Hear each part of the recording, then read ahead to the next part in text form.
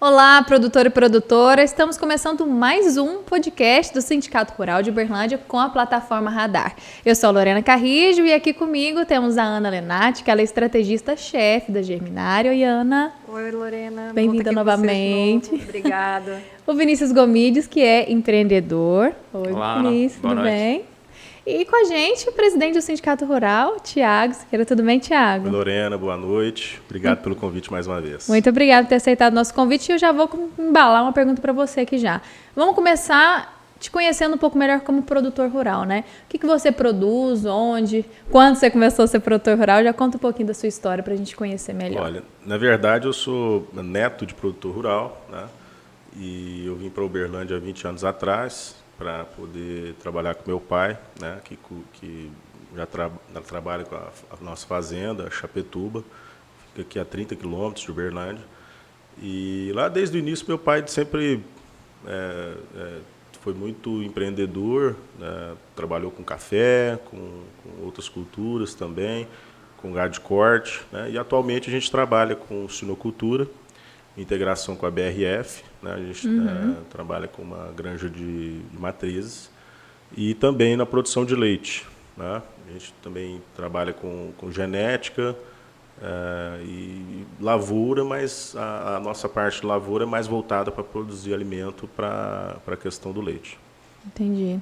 E de onde que veio a vontade, né, pelo Sindicato Rural? Você sempre participou do Sindicato Rural, seu avô, porque o Sindicato Rural de Uberlândia é bem tradicional, né? Sempre foi, né? Os produtores sempre procuraram o sindicato. De onde que veio esse seu interesse de se tornar o presidente? Olha, desde quando eu era menino, né, eu participava das exposições junto com no Camaru, junto com meu pai. Na época a gente criava gado cimental.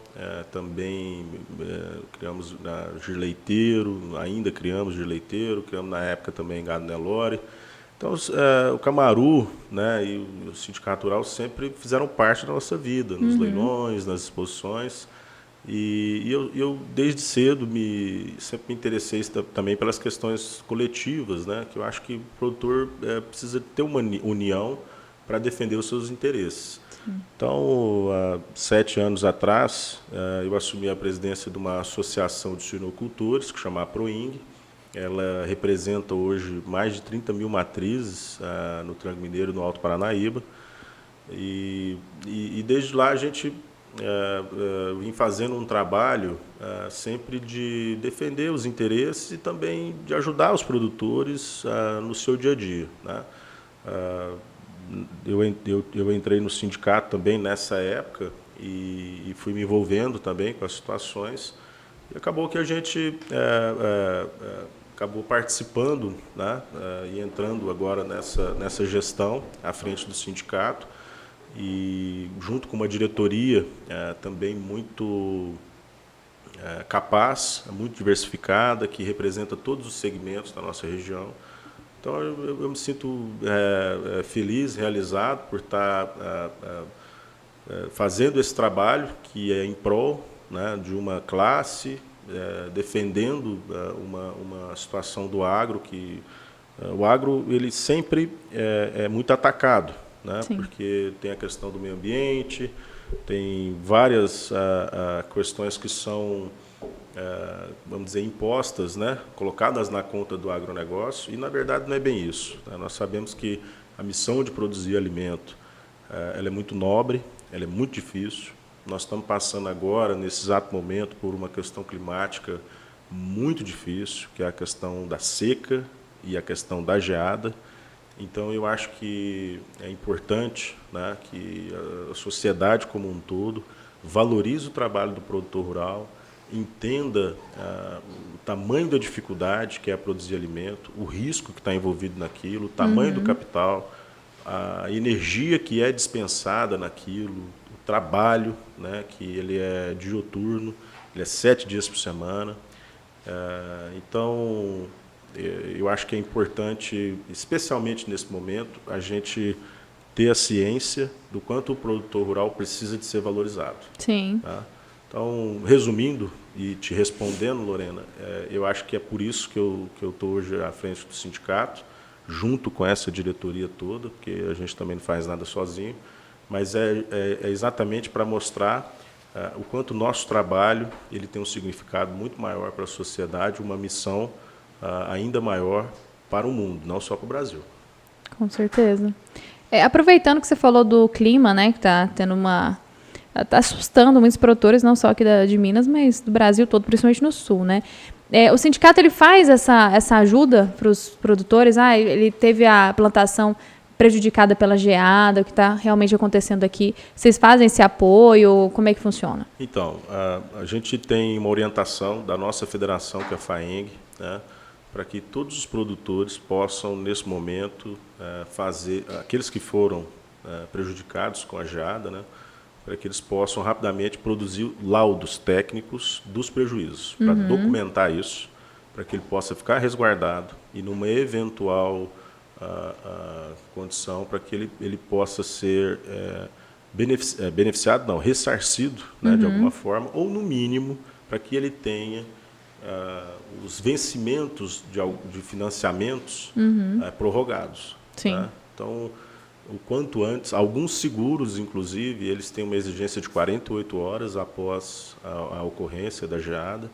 Então, a gente já fez um vídeo, nós já fizemos um material e divulgamos nas nossas redes sociais do sindicato, para que o produtor fique atento a isso, para que ele não perca o prazo e para que ele se organize documentalmente, para que minimize, né, tente minimizar, na verdade, o tamanho do prejuízo, né, os seus problemas. Tiago, você é muito jovem, né? E esse novo momento que a gente tem vivido no agro, que agora tem ganhado um protagonismo nas redes sociais, nas TVs abertas, enfim, um grande canal de comunicação reverberando o mundo afora, que o agro é isso, o agro é aquilo, pop. O agro também é jovem? Claro, sem dúvida. Eu acho que o agro ele sempre é composto por 3, às vezes 4 gerações. Né? Eu tenho amigos que têm a felicidade, às vezes, de ter filho, avô e bisavô ainda na atividade, né? Trabalhando junto em família. Então, eu acho que o agro, sim, ele é jovem, ele não tem idade. Né? Eu acho que as pessoas, desde cedo, quando tem uma família que vive na área rural, se acostumam a ir para a fazenda. Eu, por exemplo, aprendi a dirigir dirigindo trator, quando vinha nas férias de Brasília para Uberlândia. Né? E acho que vou fazer da mesma forma com meu filho. Então, eu acho que a fazenda, o agronegócio, eles têm essa característica, né, de preencher a todas as fases da vida de uma pessoa. E quanto mais você passa dentro de uma fazenda, mais você quer continuar naquela atividade, né, porque realmente é muito apaixonante e gratificante trabalhar no campo, sem dúvida. Sucessão no agro é um desafio, assim, quando você vai atrair o jovem, que hoje tem tantas oportunidades de emprego, e aí para o muito bem formado, para o talvez não tão bem formado, que teve baixa possibilidade de estudo, né? Imagino que alguém que tenha baixa escolaridade, é difícil conseguir um emprego hoje numa fazenda altamente tecnificada, porque ele vai lidar com máquinas extremamente sofisticadas, com recursos muito tecnológicos e tal. É fácil atrair essa mão de obra para o setor jovem? É fácil o jovem se interessar em trabalhar numa fazenda, morar na fazenda, viver o dia a dia do agro?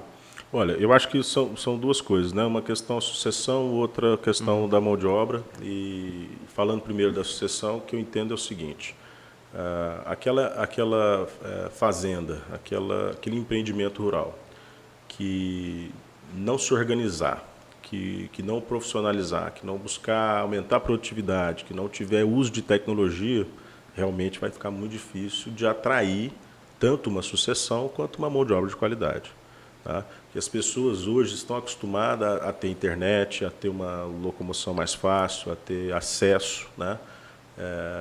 Eu acho que o mundo hoje ficou muito diferente do que era antigamente, das pessoas ficarem muito isoladas, tá? E as oportunidades hoje, elas também são maiores, né? Então, para a gente poder poder atrair tanto a sucessão da família. Porque é uma forma de atração mesmo, né? Sim. É simplesmente eu tenho uma fazenda que meu filho vai trabalhar nessa fazenda, né? É claro. Ele tem que se sentir atraído pelo trabalho do pai, né? E por tudo que está acontecendo ali. Igual você falou, você foi inserido ali e dirigindo trator, e isso foi te criando uma paixão, né? Acho que tem que ter isso. E também é importante que você tenha uma visão de futuro, né? Saber Sim. que aquela fazenda, aquele empreendimento, seja uma produção de leite, seja uma agricultura, aquilo vai ser o seu sustento do futuro. Então, eu acho que esse é o ponto principal. A pessoa tem que ver, tem que enxergar longo prazo naquele projeto. E é assim também com mão de obra, porque as pessoas capacitadas, as pessoas que têm competência para poder trabalhar e produzir, elas também pensam, de certa forma, pelo menos no mínimo a médio prazo. Então as pessoas não querem ficar mudando de fazenda para fazenda, elas querem encontrar um lugar bom de se morar, que tenha segurança, e isso é muito importante no campo, que se tenha realmente um lugar seguro para que o trabalhador possa ficar tranquilo, né, com a sua família. Ou se ele mora na cidade, para que ele tenha um transporte que também não seja tão sofrido como às vezes ter uma distância muito longa a ser percorrida diariamente, né? Então aí a importância também desse empreendimento, de estar bem localizado, né? Ou que tenha uma boa estrutura de casa e de moradia. E eu acho que o ponto principal é esse, é ter condição de atrair as pessoas para dentro do negócio, né? E não é sempre isso que a gente percebe. A gente vê, às vezes, pessoas ali lutando com o empreendimento, com o seu negócio, com a sua fazenda, e às vezes queixam porque não arruma mão de obra, porque não tem uma sucessão, os filhos não querem ir para a cidade, mas por que exatamente? Porque aquilo ali realmente não está mostrando, às vezes, um caminho de futuro para as pessoas. Eu acho que isso precisa de ser repensado, e existem várias formas de se contornar isso, né? Eu acho que é através da assistência técnica, é através de uma série de medidas, né, de fatores que podem ser tomados para que aquele negócio possa realmente prosperar e trazer toda essa convergência, né, de atrações, na verdade. Até uma curiosidade minha, assim, quanto vocês vão buscar a mão de obra? Que às vezes você perde uma mão de obra que, poxa, não quero trabalhar mais na fazenda, eu quero trabalhar na cidade. Então ele deixa de ser um empregado rural para, né, ser um empregado urbano, ou enfim, um profissional da cidade. Quando você vai buscar a mão de obra, onde vocês buscam? Qual que é o trabalho do sindicato rural em auxiliar o produtor nisso? Ou ele tem algum papel nisso? Porque deve ser bem desafiador, né? Você buscar Mas volta, o que você sugere? Bem desafiador, dá pra cortar daí. Tá. Porque deve ser bem desafiador, né? Você buscar alguém que vai trabalhar na sua atividade de suinocultura ou na produção de leite, que às vezes não foi treinado, que você tem que treinar essa pessoa e tudo mais. Como que se recruta? E o sindicato rural, ele apoia, hoje o sindicato rural de Uberlândia apoia o associado em encontrar essa mão de obra? Um dos gargalos mais difíceis, né, vamos dizer assim, realmente está nessa questão da oferta de mão de obra, porque geralmente as boas pessoas já estão empregadas, tá? Então, o que eu costumo dizer é que assim, não é o sindicato, não é uma empresa terceirizada que vai resolver, às vezes, o problema de mão de obra de uma determinada empresa ou de uma determinada fazenda. É preciso que olhe para dentro, se analise para ver se, de fato, existe uma remuneração de acordo com o mercado, tá? Para ver se às vezes não começa por aí o problema. O agro paga bem? Olha, é difícil dizer, né? Porque a gente tem, acho que, funções que paga bem, talvez outras nem tanto, tá? Mas eu acho que o agro, como empregador, né, cumpre um papel muito importante para a sociedade. Mas eu acho que é importante das empresas e das fazendas, né, dos produtores rurais, olharem para os seus vizinhos, para os seus pares, e entenderem por que não conseguem essa mão de obra, né, e responder essa pergunta. Porque se o seu vizinho às vezes consegue e você não consegue, talvez tenha alguma coisa dentro do seu sistema que não atrai as pessoas, ou que às vezes até atrai, mas não consegue reter, né? E o ideal é que a gente tenha um modelo de gestão dentro da propriedade que atraia as pessoas boas, né? Então, isso que eu costumo dizer, e eu acho que o sindicato, é claro que ele pode auxiliar nisso, mas também a gente não tem o poder, né, de fazer com que uma determinada pessoa de boa qualidade. Porque o grande fato é o seguinte, Vinícius, a pessoa que tem uma boa referência de trabalho, que tem experiência, essa arruma um emprego muito fácil. Né? Isso em qualquer setor, Em né? qualquer setor. Então, eu acho que Sim. o sindicato, o que ele sempre tem que fazer, que é o que a gente faz, é estar conduzindo as pessoas para o início do mercado de trabalho. Né? Esse acho que Treinar a mão de obra e informação. Eu acho que essa acho que é importante é a destacar, parte esse inicial. esse trabalho educacional do sindicato, ele Exato. já existe há muito tempo. Inclusive, nós temos um projeto sendo feito junto do sindicato com a Agritap, com a Associação de Granjeiros do Triângulo Mineiro do Paranaíba, para montar dentro da nossa estrutura do Parque do Camaru um centro de formação de mão de obra. Que legal. Isso é bem bacana. É um dos projetos nossos dessa gestão. Que legal. O Vinícius perguntou sobre os jovens, né, no agro, se o agro tem idade. Eu queria perguntar outra coisa. Você sentiu que tem mais mulheres no agro hoje em dia? Não só como produtoras, mas também como profissionais, né? A gente tem um especialista do radar, que é o Justino, ele é engenheiro agrônomo, e eu perguntei para ele, que ele dá aula também.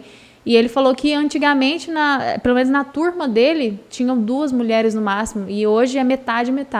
Você sentiu isso? Tem mais profissionais mulheres no agro? Com certeza, eu digo até pela questão nossa familiar. Minhas irmãs hoje também estão inseridas no contexto da atividade rural, gostam. Eu conheço várias famílias em que a sucessor, né, no caso é uma sucessora, e toca muito bem a atividade. Eu acho que a tecnologia ajudou para isso. Sim, eu com acho certeza. que o avanço do agronegócio no Brasil como um todo tem permitido isso também às mulheres. Eu acho que, na verdade, as mulheres elas vêm ocupando espaço, não só no agro, né? Sim, acho que em tudo, todos né? os mercados. E essa é uma questão natural que ocorra mesmo, pela formação, pela mudança da sociedade como um todo. E eu acho que essa visão feminina ela também traz uma sensibilidade muito maior e ela proporciona talvez uma leveza maior no dia a dia do trato, da gestão, e eu acho que realmente é uma coisa muito positiva. Eu vejo isso de forma muito interessante. E espero que realmente isso continue acontecendo, porque acho que ganha a sociedade como um todo e ganha também o Brasil. Concordo Tiago, plenamente. você falou um pouco, assim, colocou um pouco de ênfase sobre a necessidade de oferecer segurança nas moradias, né, das famílias que moram na sua fazenda. Isso é um problema na nossa região? O meio rural é inóspito, é perigoso? Olha, na verdade, a questão da segurança pública é um problema do Brasil como um todo. Né? Nós temos um problema, no meu ponto de vista, que ele é sério, diferente de outros países, até por conta da nossa legislação, que é muito ineficaz, do nosso sistema judicial também, do nosso sistema carcerário. Né? E o campo ele é mais vulnerável do que a cidade, porque você tem mais extensões, ele é escuro, você tem lugares remotos. Né? E tem muita riqueza lá também, né?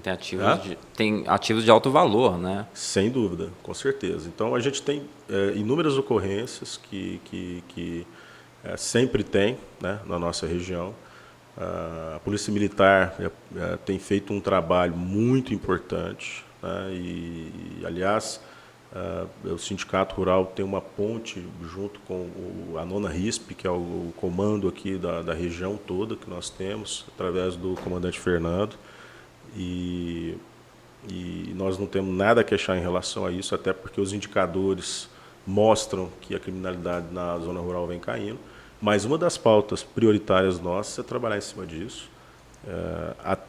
Até por isso, nós propomos ao prefeito Odelmo que criasse um sistema de câmeras para fazer o vídeo monitoramento na zona rural.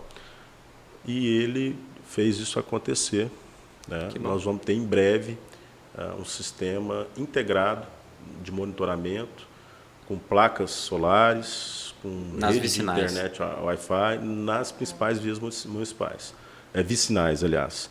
Então, eu acho que isso vai trazer, inclusive, uma maior segurança até para a cidade, porque Com geralmente certeza. os crimes cometidos na zona urbana, os criminosos fogem, às vezes, também para a zona rural. Então, nós vamos ter condição de fazer um cinturão no entorno da nossa cidade, e isso vai proporcionar com que a gente gere uma segurança maior para toda a sociedade. A questão da violência nas fazendas, isso é antigo, né? E um infeliz exemplo foi o Lázaro, né? Que todos os crimes dele foram em fazendas e chácaras. Então, isso mostra como as pessoas estão ali, independente do tamanho da fazenda. Claro que uma maior tem uma segurança um pouco melhor, mas eles estão muito vulneráveis, né, no campo. Sem dúvida. Eu acho que esse caso que você citou, triste, né? Esse triste caso, ele mostra que nós somos muito vulneráveis ainda. Sim. E esse tipo de iniciativa, assim como também o investimento do próprio Estado, né, em ter mais efetivo policial, as emendas parlamentares que a gente tem recebido dos nossos deputados para poder também investir em novas viaturas, né, é um conjunto de ações que vai fazer com que a gente possa proporcionar à nossa região, à nossa cidade, uma maior segurança na zona rural. Acho que é uma segurança ampla, né? Porque tem as famílias que estão ali, os ativos que estão ali, óbvio que as famílias em primeiríssimo lugar, né? Mas também quando a produção sai da fazenda, né, dentro de um caminhão, o motorista também está levando aquele ativo, ele é muito vulnerável, né? E uma coisa que, pelo menos assim, poxa, a gente trabalha nisso há alguns anos, era raríssimos os casos de roubo de carga de farelo de soja, de milho. Hoje é comum, né? Infelizmente é comum. Tá levando tesouro ali, né? Assim, os valores mudaram muito, né? Até o próprio fato que o Vinícius, né, colocou, da grande mídia dar destaque para o agro hoje, quer dizer... Atrai, né? Atrai, né? Porque, sem falar, porque o preço subiu, porque a desvalorização cambial gerou mais renda. Então, assim, isso também acaba atraindo. Na venda de um caminhão de milho de uma fazenda para outra, aquele transporte está em risco, né? Com certeza. E esse associativismo que se dá através do sindicato rural, vocês abarcam isso também? Vocês apoiam o motorista? Tem algum tipo de cuidado ou zelo ou programa de apoio ao transporte dessas mercadorias? Olha, a gente não tem uma coisa específica dessa forma. O que a gente faz é trabalhar de uma forma geral, uma política pública para investimento na segurança pública. Tá? Então, a gente entende que você tendo uma rede de monitoramento por vídeo, né? Você tendo mais viaturas, você conseguindo ter recursos destinados à Polícia Militar, à Polícia Civil também, para poder investigar, a gente acaba inibindo todo tipo de ação criminal, seja um furto, seja roubo de maquinário, seja um desvio de insumos, né? Enfim, porque a forma de se cometer o delito existem inúmeras, né? Então, a gente, na verdade, tenta coibir de uma forma geral e o sindicato ele sempre teve uma presença, uma atuação nisso muito importante. Então, eu estou lembrando aqui, inclusive, de uma outra ação que foi importante agora, uma iniciativa, inclusive, da Secretaria de Agronegócio, juntamente com a de Antidrogas também, em que foi lançado o cartão do produtor rural. Né? Esse foi um trabalho feito a 4 mãos com a Polícia Militar, em que foi feito todo um mapeamento da zona rural e definição também das coordenadas, né? E um desenho de todas as estradas vicinais, de forma que agora o produtor rural passa a ter praticamente um endereço, ele passa a ter um CEP, vamos dizer assim.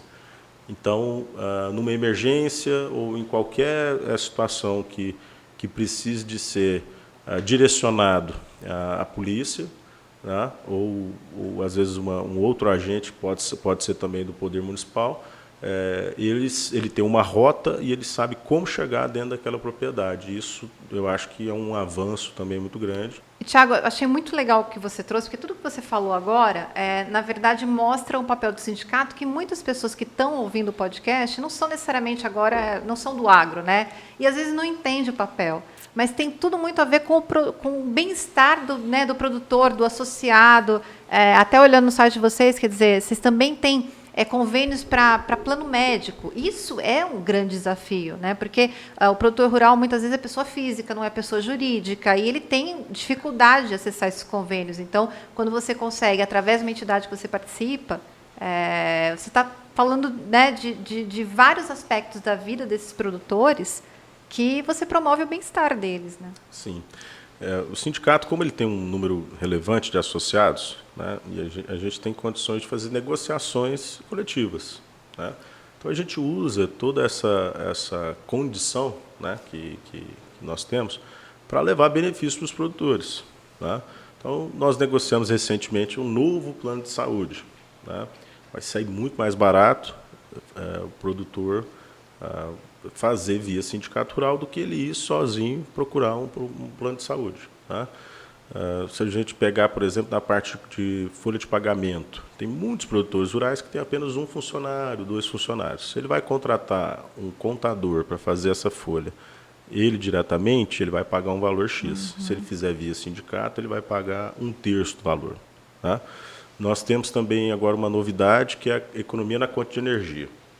Através de uma parceria feita da federação com uma comunidade solar, o produtor pode, só aderindo a esse plano, ele vai ter até 16% de desconto na conta de energia, porque ele vai passar a consumir energia, não da nossa concessionária do Estado, mas sim de uma comunidade que é privada, e por isso ele vai ter um desconto de 16%.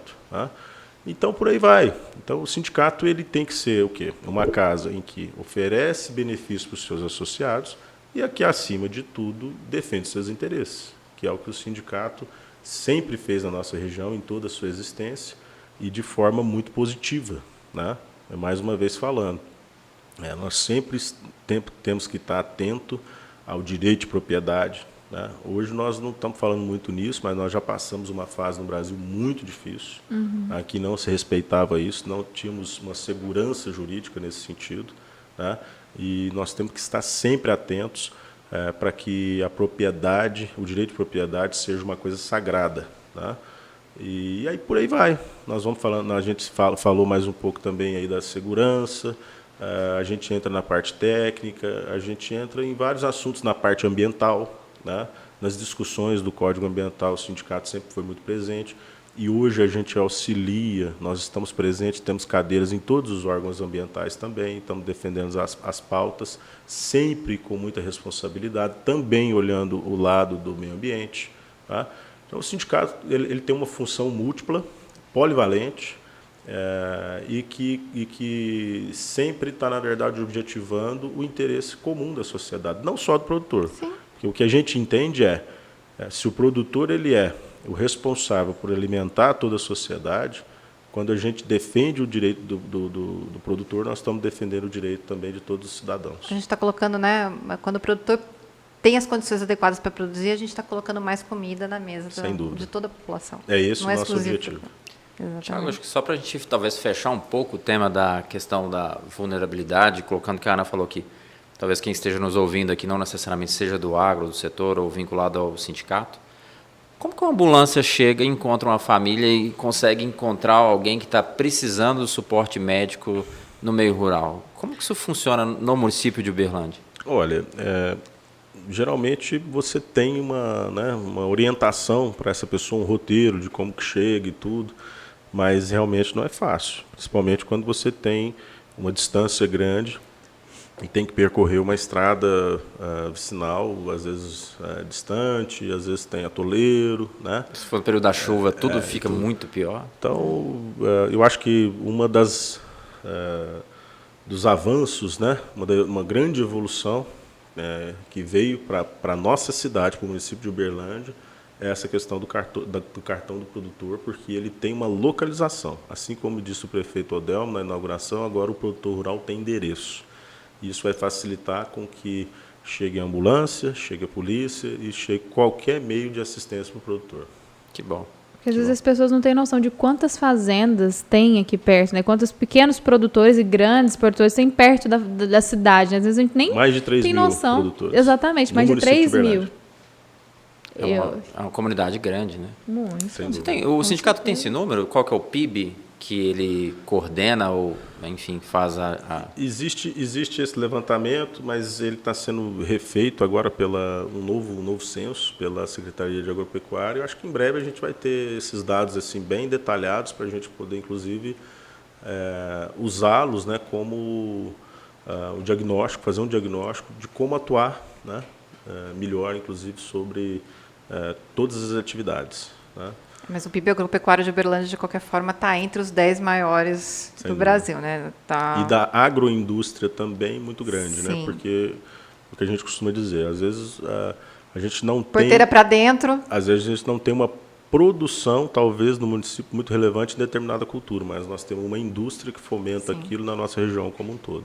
E essa é a característica importante da nossa cidade, né? Que ela é um polo que alimenta uma região muito grande, né? Sim. Por isso Uberlândia hoje é uma cidade tão próspera, né, dessa E forma. novas indústrias sempre procurando Uberlândia, né? A gente recebeu o Xandão aqui, ele falou, né? O Alessandro. Ele falou da CJ, né? Que chegou para Uberlândia tem pouco tempo. A Poleng também chegou tem pouco tempo. Então, as indústrias sempre estão procurando Uberlândia. E eu acho interessante, a gente falou aqui antes de começar o podcast, que essas empresas grandes procuram o sindicato, né? Quando precisa de ajuda, de achar produtores, né? Como que funciona essa ponte, assim, do sindicato com essas indústrias? O sindicato ele é o elo entre o produtor e a indústria. Então, a gente está sempre facilitando, né, o trabalho da indústria, buscando solucionar suas demandas, né, e trazendo oportunidade também para os produtores, né? Então, a gente faz isso com a indústria de laticínios, com a indústria da suinocultura, da avicultura. A gente tem dentro do sindicato as associações que representam os produtores integrados, né, da nossa região. Sim. Nós já tivemos, inclusive, associações lá do novilho precoce, precisamos retomar isso, a questão também dos agricultores, né, dentro do sindicato. Nós temos lá dentro, hoje, do Parque do Camaru também, a presença do pessoal do Hortifruti, que eles, inclusive, fazem hoje uma seleção e um direcionamento também de verduras, legumes, enfim. Então, o sindicato ele é esse elo, né? Sim. Um outro exemplo que eu posso citar, durante a Feira do Camaru, a gente sempre tem lá a fazendinha. Né? Muita gente fala, mas o que essa fazendinha faz? Olha, a gente recebe lá mais de 5 mil crianças das escolas municipais, que às vezes nunca foram na zona rural, para elas poderem saber de onde vem o leite, de onde vem a carne. Isso é incrível. Eles têm o contato, né, durante a feira com os animais. Então, E a gente forma consumidores mais conscientes e menos desinformados também dessa certeza. forma, né? Tem mais o papel, de novo, o papel do sindicato. A conscientização vem lá do começo. Né?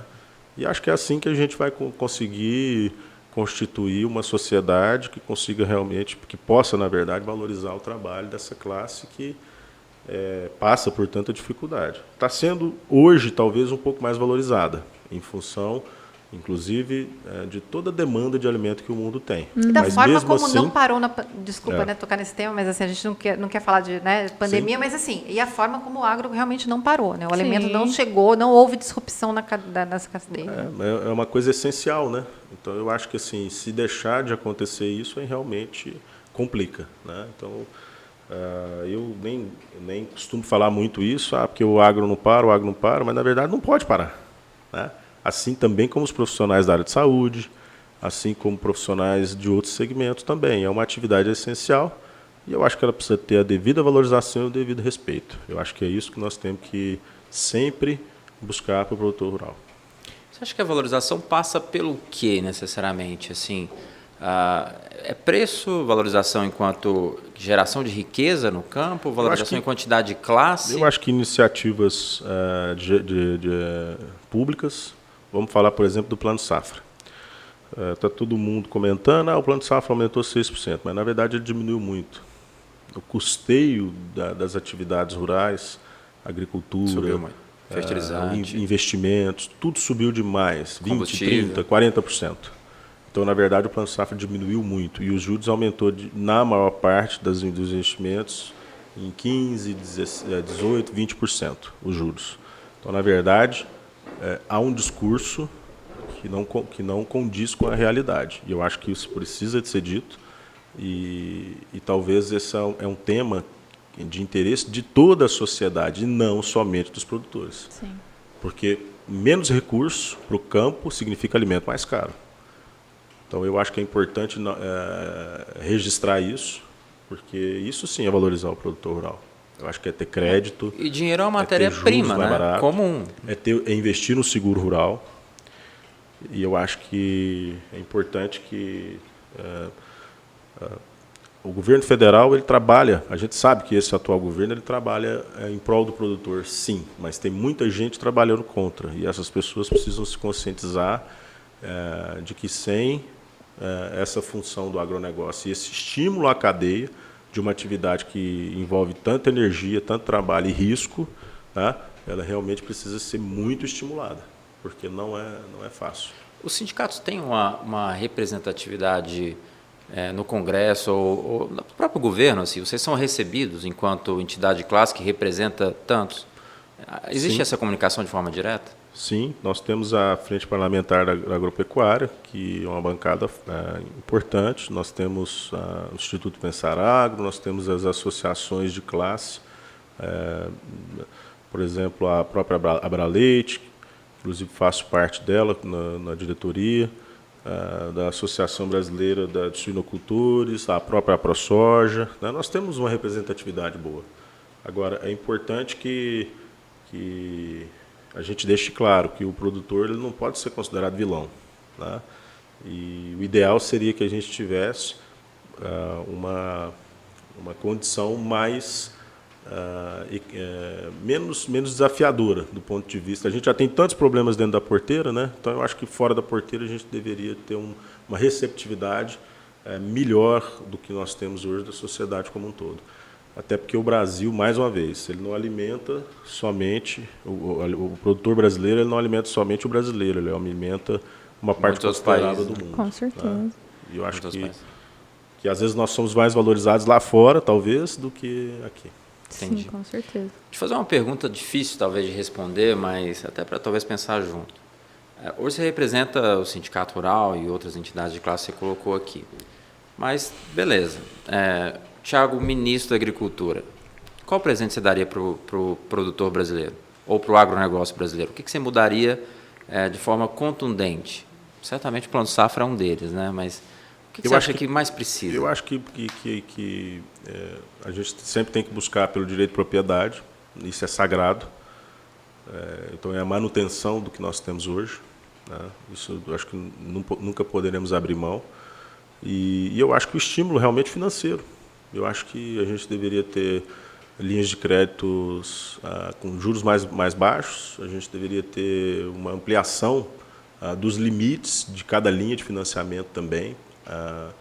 Se você pegar hoje o Inovagro, que é uma linha importantíssima para investimento, ela é 1.300.000 por CPF, eu acho que é insuficiente, dado ao que encareceu todo o custo de investimento, maquinário também. Se a gente pegar o custo do que aumentou um trator, uma colheitadeira, né, percentualmente é muito maior do que já foi. Então, eu acho que talvez, assim, se eu pudesse hoje fazer um pedido à nossa ministra, eu faria que a gente tivesse uma correção desse plano de safra, no mínimo de uns 30% a 40% acima, e que aumentasse os prazos, carências e que diminuísse os juros. Acho que esse seria talvez, não um presente, mas talvez uma ação necessária, inclusive justa, para poder ajudar a conter a inflação dos alimentos que nós temos no país.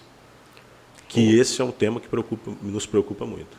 Só para colocar o tema, nesse mesmo ponto, assim, que, beleza, o Estado irrigar, né, literalmente, o sistema, a agricultura com recurso, é um papel, até porque, enfim, a gente não está falando... A gente está falando do setor prioritário para a humanidade, né? Sem sombra de dúvida, a relevância se dá por si, é nítida. Mas a indústria, quando vai financiar vocês, né? Então, eu pego o dinheiro do governo e compro um trator financiado. Você acha que a indústria ela é extorsiva quando ela vai financiar o produtor? Ela não sabe dar crédito, ela é cara? A empresa que te vende o insumo, que às vezes ela tem caixa, ela tem acesso à linha de crédito para te financiar, ela te cobra muito no juro? Ela não é sua parceira nessa hora? Olha, eu acho que essa condição ela poderia vir realmente do governo. Eu acho que se as empresas hoje elas não fazem um valor, não cobram, elas cobram talvez muito por esse serviço que prestam, por esse capital, é justamente porque às vezes falta do governo. Tá? E a questão de alimentação é uma questão estratégica de segurança alimentar do governo. E a gente não está falando de subsídio, né? A gente está falando de ter o alimento disponível na mesa. Não, e a gente está falando de ter juros equivalentes ao risco da atividade. Quer dizer, hoje, muitas vezes, os juros da agricultura, da agropecuária em geral, eles não são compatíveis com o risco. Quer dizer, é uma atividade extremamente tecnológica, tem muita tecnologia aí, mas os juros não refletem. Ainda parece que a gente está trabalhando numa agropecuária subdesenvolvida e que tem muito risco. E, na verdade, assim, tem o risco climático, mas a gente tem enormes investimentos e os juros realmente não condizem com a realidade. E eu acho que também, basicamente, a gente deveria ter linhas de crédito com prazos mais extensos. Eu acho que países desenvolvidos, assim como os Estados Unidos, têm, às vezes, linhas de crédito. Assim como a gente também tem para investimento em habitação de 30 anos, a gente deveria ter, eu acho que para investimentos, porque tudo dentro de uma fazenda, de uma propriedade rural, é de longo prazo. Mesmo quando a safra é temporária, de longo prazo. Uma deterioração, uma depreciação, até por conta do ambiente insalubre, em que está inserido em todos os ativos. Então, a gente precisava de ter um prazo, né, muito maior do que esses 10 anos aí que essas linhas de crédito do Plano Safra oferecem. Eu acho que nós deveríamos estar falando em 15, 18, 20 anos. Né? E não só para grandes empreendimentos, porque se você for no BNDES, você consegue prazos maiores. Mas e o pequeno produtor? Né? Então, eu acho que esse seria talvez um pedido que eu faria, Vinícius, voltando aqui à questão, se fosse fazer um pedido para o ministro. E tem uma outra questão, que eu acho que é um tema... Na verdade, era você como ministro. Que eu acho que é um tema extremamente importante, relevante, que precisa de ser falado na sociedade, que é a questão da reforma tributária. Estão querendo colocar a conta do Brasil no agro. Sim. Esse seria o maior tiro no pé que poderia existir. Porque se o agro vai bem é porque existe ainda um mínimo de atratividade para o setor. Porque não existe uma atividade tão complexa, trabalhar a céu aberto, né? Como investir nisso. Eu acabei de dizer agora recentemente, nós estamos passando por uma geada totalmente atípica, que não é só no sul do Brasil. Ela veio para o sudeste, está no centro-oeste, está pegando regiões em que normalmente não se tem esse tipo de fenômeno climático. Então, eu não vejo esse tipo de desafio em outras atividades. Então, por isso, volto a dizer que eu acho que a gente não pode ser, de forma alguma, o agronegócio ele não pode servir como a solução econômica do país. Eu acho que, assim, se a gente melhorar, mas não aumentar. As soluções passam por outras decisões. Ao longo da nossa história, a gente sempre foi exportador de commodities, né, de matérias-primas para o mundo. Enfim, de algum tipo de produto que a gente extraiu. E quando a gente encontra uma jazida de minério, o investimento é vultuoso e o setor público também se esforça de alguma forma em irrigar aquele empreendimento com capital de longuíssimo prazo. Né? Ninguém coloca dinheiro numa mina para ir lá extrair minério em uma semana, em 6 meses, que é o ciclo, às vezes, de uma produção agrícola. Né? São vários e vários anos. Né? E quando você começa a plantar, aliás, voltando ao raciocínio do minério, uma vez que você extraiu o minério de uma jazida, ele nunca mais volta para lá. Né? Você só tira uma vez e exporta, e aquele município que está exportando minério, a cada caminhão de minério que sai, ele fica mais pobre, não mais rico. Né? O agro é completamente diferente. A cada 2 meses, em outras regiões até mensalmente, né, você produz riqueza, você produz alimentos, você renova aquela atividade produtiva. E isso é perene. Né? Então, o capital de longo prazo se faz muito necessário. Por que você acha que não tem da indústria, falta de capital da própria indústria para refinanciar e financiar os seus clientes? E por que você acha que não tem do governo? Por que a gente não tem esse apoio do Ministério? Onde pega?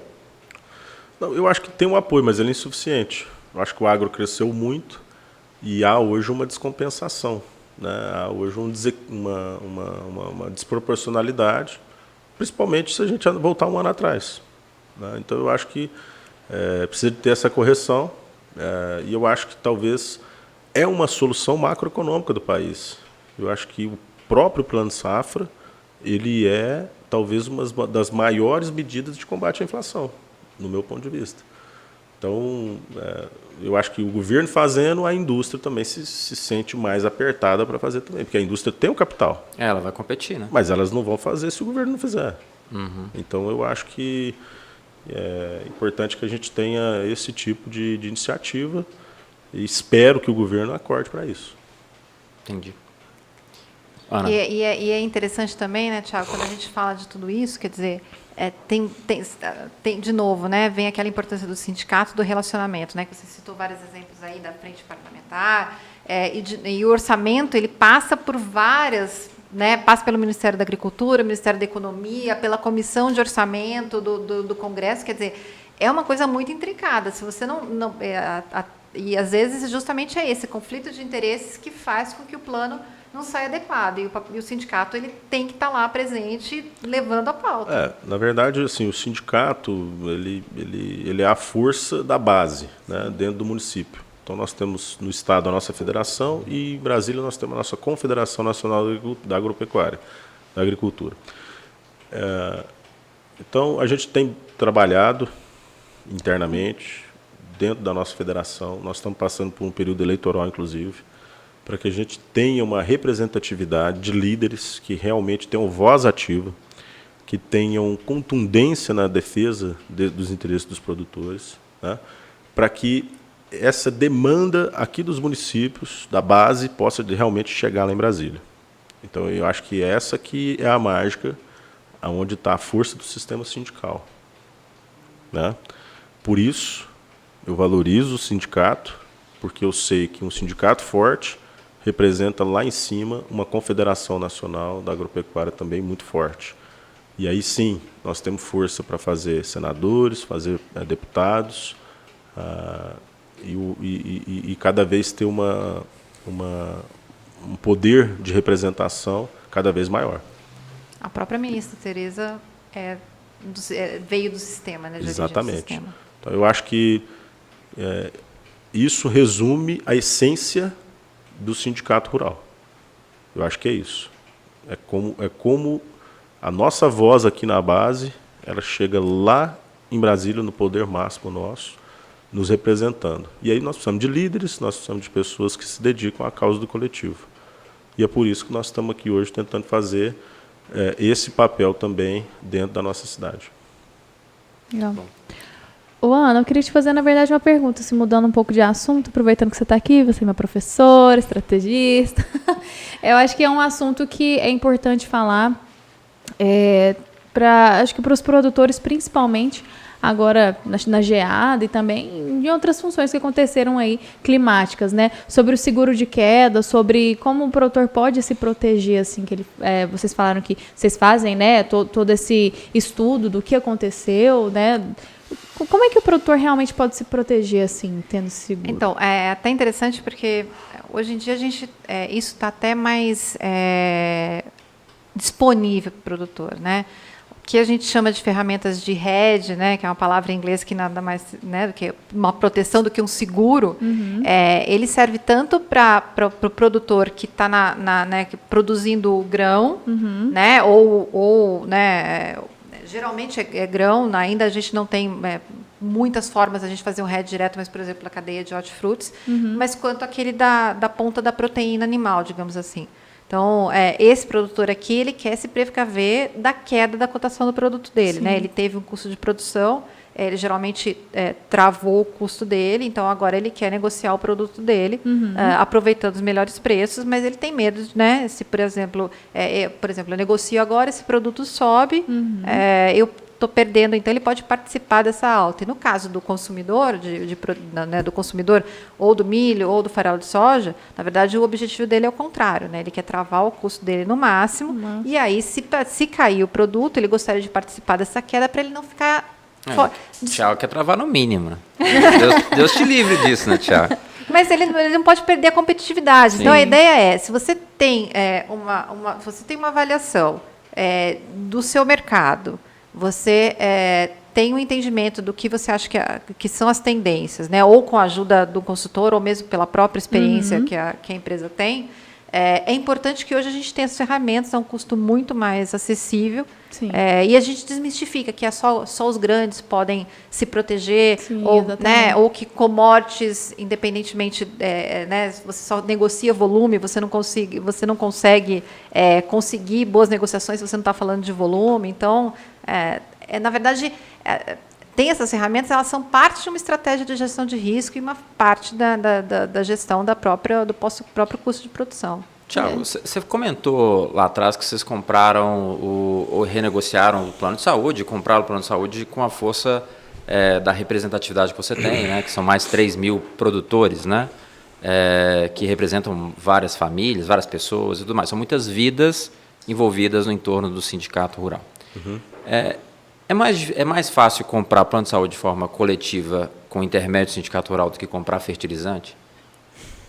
Olha, hoje tem sido um costume, né? A gente tem o hábito de negociar esse tipo de demanda para o produtor, serviço, mas talvez o fertilizante impacte financeiramente muito maior na vida das pessoas, né? Então, eu acho que a gente precisa realmente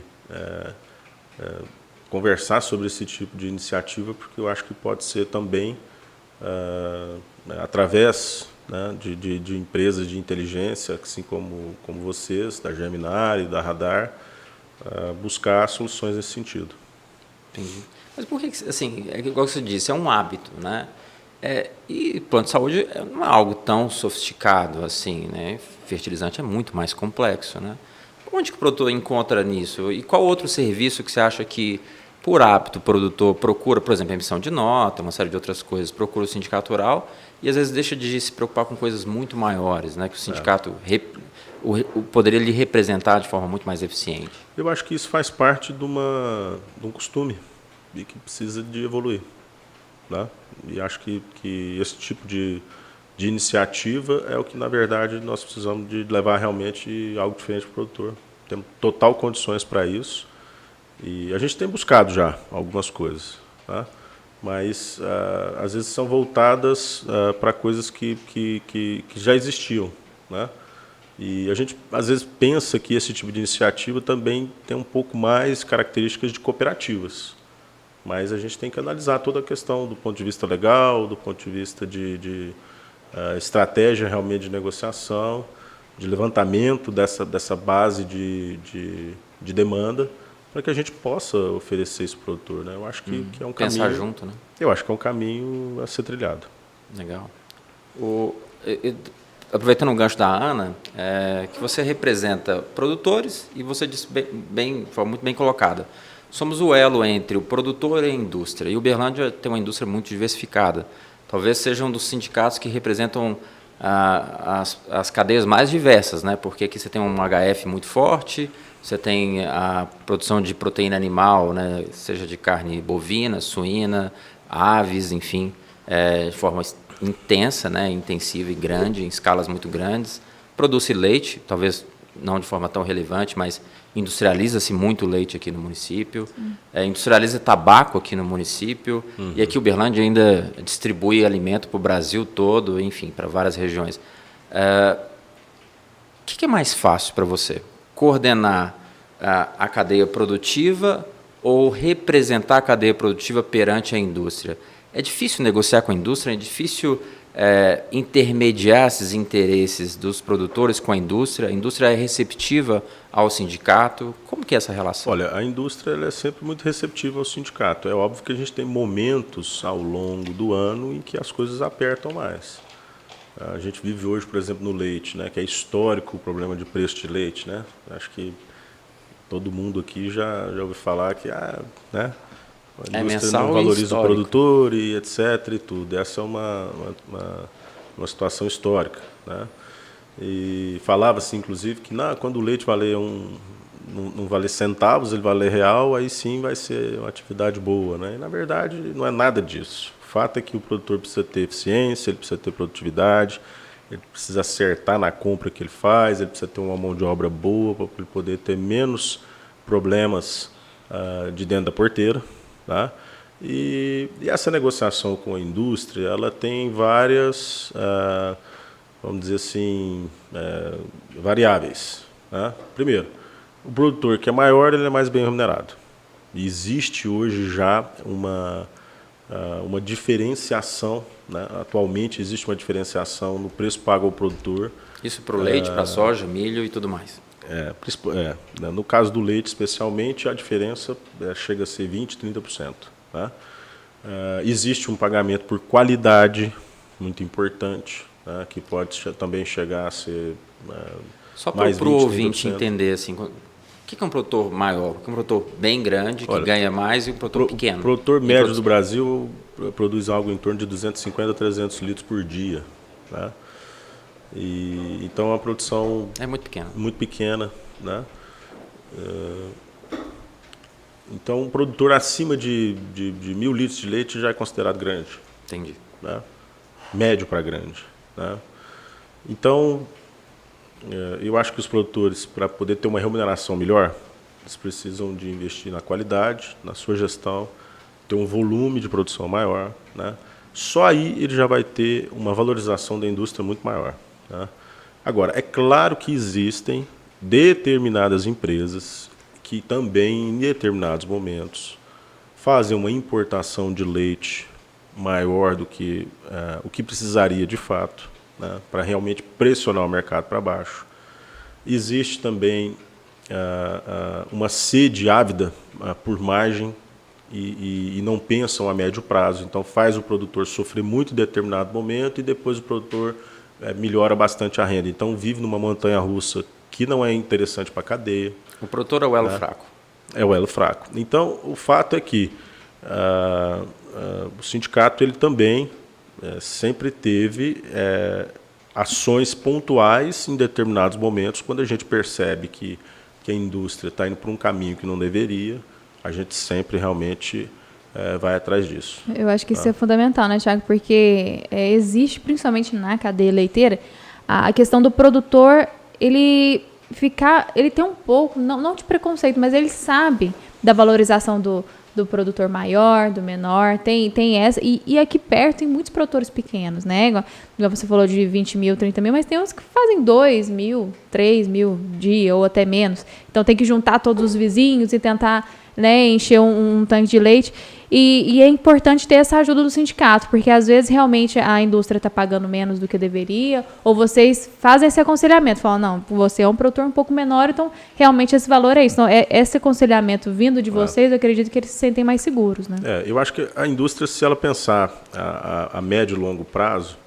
ela não tem por que pagar menos do que o produtor precisa. O produtor também não quer margens muito grandes, ele quer ter uma margem para ele poder ter uma remuneração da atividade dele. Sim.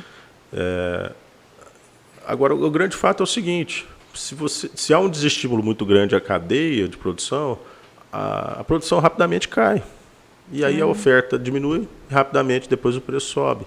Então, eu acho que é muito mais inteligente para a indústria ter uma estratégia de preço, né? Assim como algumas indústrias têm realmente. Né? Não podemos generalizar, dizer que são todas indústrias que ficam realmente ali tentando pagar o mínimo para o produtor. Não, tem algumas outras indústrias que pensam em fidelidade, em que querem um leite de mais qualidade, querem um leite com uma logística um pouco mais facilitada, né? E aí remuneram o produtor um pouco melhor para poder ter essa fidelização.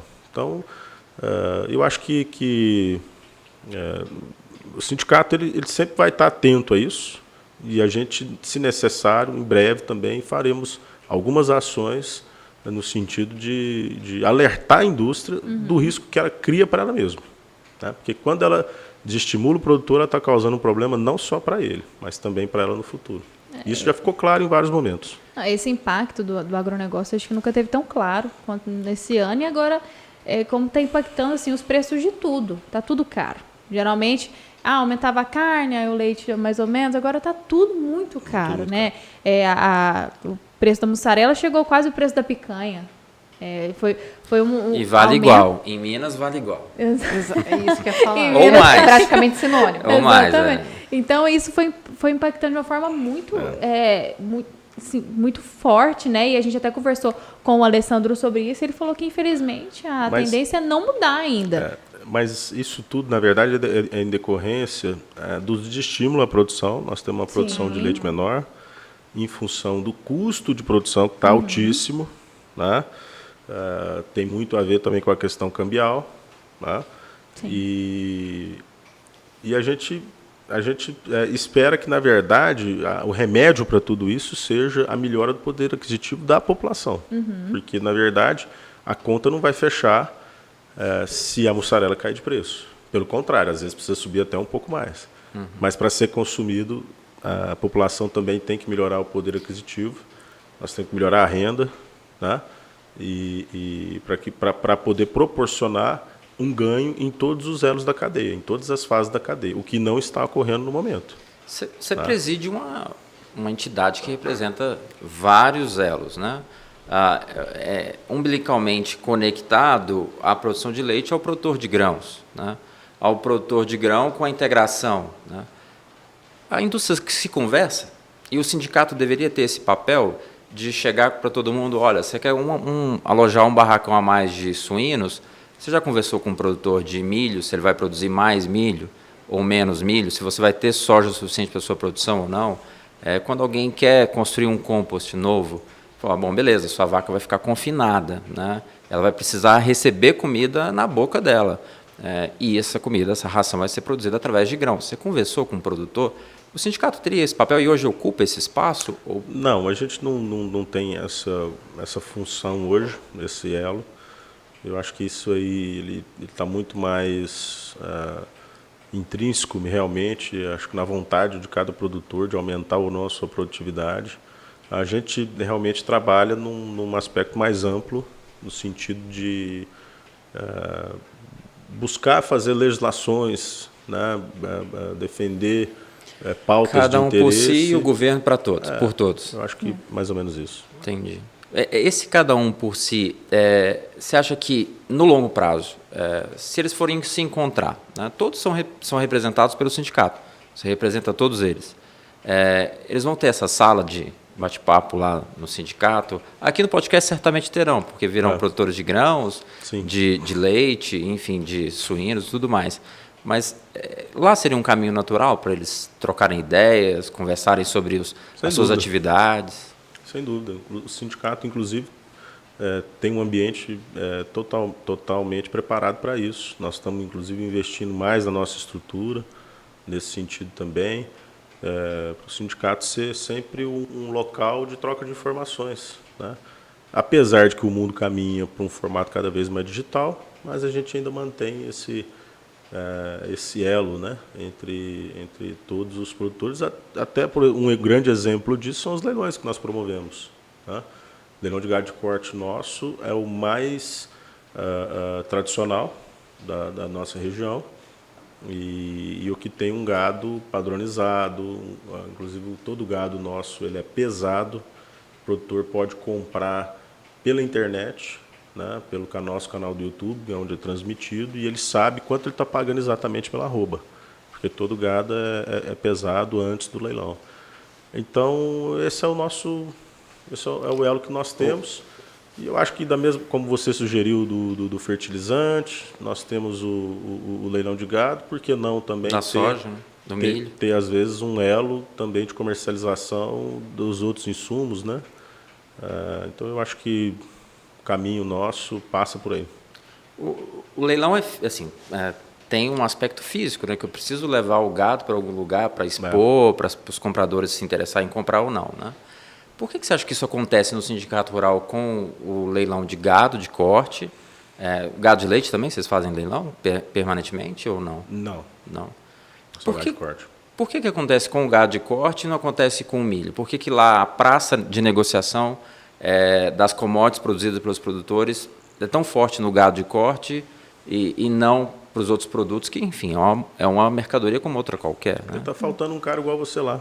Eu precisava tem que ter terra para se... Está faltando um Conrado, um Vinícius, para que a gente possa fazer um negócio, uma Ana. Não fica vermelho, tá, Vinícius? Eu fico. Mas Que é um podcast, mas a gente tem câmera. Para que a gente possa fazer isso acontecer. E o convite já está feito aqui oficialmente. Tá gravado. Obrigado. Vai ser um prazer, sem Só sombra de pode voltar dúvidas. atrás agora. Mas é aquilo que você falou sobre hábito, né? Quando eu estava falando sobre o produtor ir lá comprar, negociar plano de saúde, é um costume, né? Você falou, eles têm esse costume. Acho que a gente está mudando tantos costumes, né? Ainda mais agora. Como que fica os eventos de vocês? Como que você pensar dos eventos do Sindicato Rural depois de tudo que a gente viveu ao longo desses últimos 1 ano e meio aí? A FEMEC, a próxima FEMEC, vai ser a mesma FEMEC? O Camaro será o mesmo Camaro?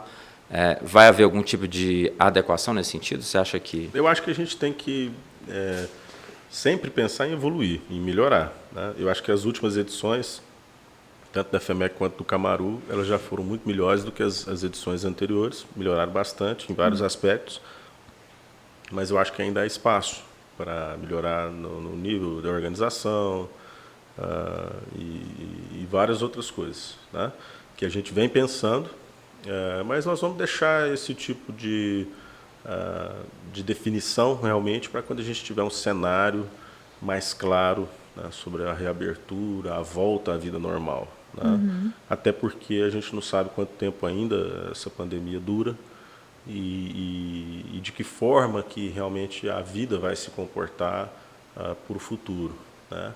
Mas uma coisa a gente tem certeza, que nós vamos melhorar e vamos fazer sempre nós vamos buscar sempre fazer eventos que tenham uma avaliação do público melhor do que das edições anteriores.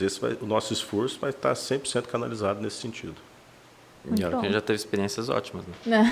Camarão entrou para a história, tem tempo aqui em Uberlândia, né? É muito tradicional. Com certeza as pessoas estão sentindo muita falta. E é muito legal ver todo esse empenho, porque como é um evento muito tradicional de tantos anos, né?